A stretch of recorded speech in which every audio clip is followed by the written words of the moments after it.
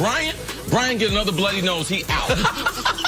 That's the second day in a row. It's so funny if you know Brian. You don't know him, but I promise it's funny. A little basketball now. The most highly questioned shoulder injury debate might be over. A lot of people wondering whether Markelle Fultz's shooting woes were physical or mental. Turns out he has nerve issues in his neck and shoulder. Second-year point guard will be out 3 to 6 weeks rehabbing. Nick, what did you think of this? I hope he gets it fixed. I'm glad he finally got a legitimate diagnosis. I don't know why he had to leave the Sixers franchise, go to 10 doctors to find what people months ago were speculating on Twitter. It was a thoracic outlet syndrome. The mental part of it to me was when he got to the point of bobbing the ball back and forth, he was going to try anything. His confidence clearly been shot, but now we know it wasn't just a mental thing. There was a significant physical injury. Hopefully he can rehab and get back to who he was at Washington. Jen and I have real concerns for him because we think it's more than mental. We believe it to be physical, and you don't just become a great athlete, first pick in the draft. Now, all of a sudden, I can't shoot the ball. That thing he did right there at the Philadelphia game, I was sitting right up under that bucket when he did it. And there wasn't nothing funny about it. To see a great athlete to be able to struggle with the small little things. Yes, he had to go see 10 doctors, man. His career is at stake. I hope he gets some help and get that right. I think it's better news now that we know there's a physical ailment. If it was just because there's rehab for that. If it was just a mental thing, some guys just get a block, and we saw Chuck Knobloch. Chuck Knobloch had the yips, and I think this is actually good news for him in the Sixers. Yeah, I think there's some type of strand or something you can do to get that out of your giddy up. I'm sure there's something. My doctor, I give him something. Finally, Rich, you like that form? You see that elbow in? Yeah, still getting buckets. Tonight, a Cleveland team that in no way resembles the one that beat Golden State in the 2016 finals.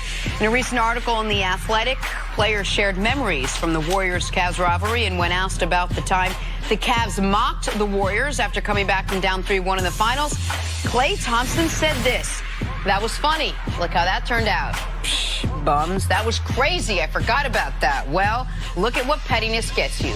Gets you 1-8 in the finals. Idiots." I feel like I didn't do my best, Klay. Nick, what's your reaction to this? I really like Klay Thompson. He's one of the coolest dudes in the league. He is one of the most consistent guys in the league. But Klay's talked out the side of his mouth like this once before.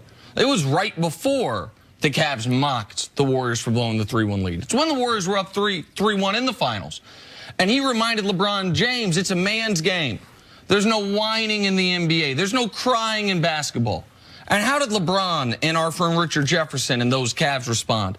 Oh, a 73-win team blew a 3-1 lead in the finals thanks to LeBron going 41-16-7, 41-8-11, and then 27-11-11, the greatest three-game stretch in NBA history. And then how did the Warriors respond? Draymond crying in the parking lot begging Kevin Durant to come save him. So, yeah, and then from that moment forward, they did go 8-1 against the Cavs in the NBA Finals. But there's a little bit of history being left out there. And I don't think the cookies at LeBron's Halloween party had anything to do with the Warriors going 8-1 in the NBA Finals since then. I think them adding that 7'1" freak had a lot to do with them going 8-1 in the finals. So, I like Klay. I think there's a little misrepresentation of NBA history, though. I like Klay. No need to add too much to that. I like Klay. I like what he said. Every once in a while, I like the little pettiness the guys come back. Klay, he should have said something, but this has been an extraordinary run that they have been on, and ultimately at the end, the joke is on the rest of the league. It's not on the Warriors because they got the rings. That's right. Okay. All right, let's talk football again. Don't look now, but the Cowboys team that many thought was going to be on the outside looking in a few weeks ago, well, they now sit atop their division, the NFC East, losing quarterbacks, and the Eagles stretch out their Super Bowl hangover to a full season. Dallas has won their last 4 games, including a big win over the Saints on Thursday Night Football. Jerry Jones was asked if that win changes the way he looks at this team. Take a listen. Yes, and the main reason is not that all of a sudden you're aware of these players' abilities. It is that the players themselves will be different once they have tasted and have just made themselves aware that this extraordinary level of play or expectations of play can be obtained. And that happens. That's real. CC, what do you think about what Jerry Jones said? You buying that this is a different Cowboys team after they beat the Saints? Well, I wouldn't say just after the Saints. They had been building, trending in the right way. I try to tell you guys, every year there's going to be teams, November and December, they're going to catch a vision. They're going to get it together. Playing with backups or whatever, they're going to be out of the excuse business, and they're going to be progressively getting better to try to get into the tournament. Into the tournament. That's the thing that's different about the NFL than all the other leagues is all you need to do is be able to get in. Yes, you'd like to be a 1 or 2 seed, but all you need to do is be able to get in. We have seen teams just barely getting into the playoffs, creating that momentum at the end of the season. Now it becomes, can they duplicate what they have done? Even on the road, they've got a couple wins on the road. Now they've been able to back it up by playing good football on Thanksgiving and last week against the Saints. This is a good football team, all right? But they're only good when they play the game on their terms. Dominate time possession. They need 32 to 34 minutes. That's what they had on that Thursday night game against the Saints. They need to limit their quarterback throws under 30. And what we're seeing is they still are starting to get the explosive plays on the outside.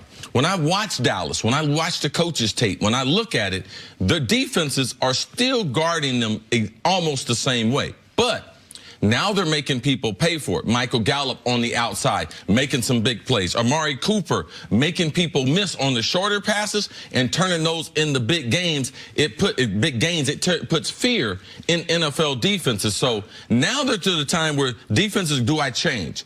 Now do I have 6 or 7 in the box compared to 7 and 8? And Dallas has to be able to force teams into a very, very similar style for which they won that game against the Saints at 13-10. But alarm, I'm concerned they played a great game and only scored 13 points. Well, that is my, I said before that game, if the Cowboys win this game, I will start taking them more seriously. Not more seriously. I wasn't taking them seriously. Bigger than just a division winner who are probably going to get bounced out of the playoffs. Exactly right. The only reason the Cowboys prior to that game were relevant in my eyes were because they're the Cowboys, the most popular team in the league, and they're in the worst division. And so they were going to be in the playoff picture. You win your division, you get a home game, who knows what happens. But when you hold the Saints to 10 points, that's remarkable. When you hold the Saints to 23 minutes time of possession, see? Cowboys held the ball for 176 yards for the Saints. Like, these are halves for them. And so that makes, in my eyes, that makes you have to take the Cowboys more seriously. But the flip side to it is we can talk about, and I think you're right, because I've seen it over the last month, what Amari has done, how it's helped Zeke. The offense still was wholly ineffective in that football game. It was effective at keeping the football, but not turning that possession into points. In order for that to be sustainable, obviously the offense has to tick up a level, and they can give it all away with a loss this weekend to Philly. If you were to tell me, if you're Jerry Jones, whether he would admit it or not, you're going to go 1-1 against New Orleans and Philly. They take the Eagles. They would absolutely have the win be against Philly. Now, they beat Philly this week. They basically wrapped the division with 3 weeks to play, and then you can even take them more seriously. And Cece, you brought up something that was pretty interesting. Before the Saints game, Jerry Jones came out and said, we need to treat this every single play like it's the Super Bowl. High energy, high intensity, high everything when we go out there. Well, that's hard to do over the course of the next couple games to finish out the regular season. They did it during that Saints game, but there's no telling they could maintain that level throughout. It's hard to do it for a month. I believe they'll be able to do it this Sunday, but it's hard to play at that level. Now, they are a young football team. They should be able to duplicate that type of energy. That's the way that great defenses play. Baltimore played that way. Tampa Bay played that way. Teams that were dominated by their defense and led them to Super Bowls, Dallas has to try to be able to duplicate that. And with a young roster, it's easier to do because they're younger. All right, let's take a break. Coming up, are the Lakers too reliant on LeBron? LeBron isn't even sure. We have a very tall person to come in and talk about it. His name is Richard Jefferson. He's here to weigh in next. Hello, everyone. Welcome to the show. I see you got your skinny jeans on. I see you. You got your skinny jeans on. You weren't supposed to tell anybody. I thought I was going to be below. Look at I was going to be low to set. Yeah, I brought a tie this time. Good seeing you. I like it. I brought a tie this time. Tie or not?